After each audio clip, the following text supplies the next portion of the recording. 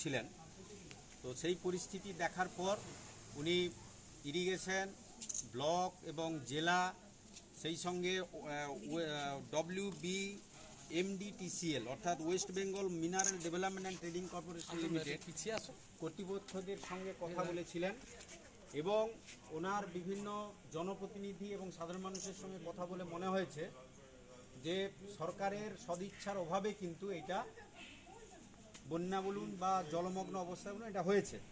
তো উনি আমাদেরকে একটা জনপ্রতিনিধিদের নিয়ে প্রতিনিধিমূলক অর্থাৎ অল্প সংখ্যক মানুষকে নিয়ে একটা ইরিগেশনে ডেপুটেশন দিতে উনি বলেছিলেন। সেই মোতাবেক আমরা তমলুক ব্লক এবং কোলাঘাট ব্লকের আমরা জনপ্রতিনিধিগণ, সঙ্গে আমাদের কয়েকজন নেতৃত্ব রয়েছেন, আমরা আজকে এখানে এসেছি। প্রতিনিধিমূলক আমরা অফিসারদের সঙ্গে কথা বলবো এবং আমাদের 26টি দাবি রয়েছে টোটাল 3টি ব্লকের উপর, তমলুক ব্লক, কোলাঘাট ব্লক এবং পাঁশকুড়া ব্লক, এই 3টি ব্লকের উপর আমাদের 26টি দাবি রয়েছে। সেই দাবিগুলো নিয়ে আমরা ওনাদের সঙ্গে কথা বলবো। এখন আমরা জনপ্রতিনিধিরা সবাই আমরা ওনাদের কাছে যাব, গিয়ে কথা বলবো, কথা বলে ওনারা কি বললেন বেরিয়ে এসে আমরা সংবাদ মাধ্যমকে বাকি বিষয়গুলো বলবো। ঠিক আছে, এখন আমরা আপনারা সবাই চলুন।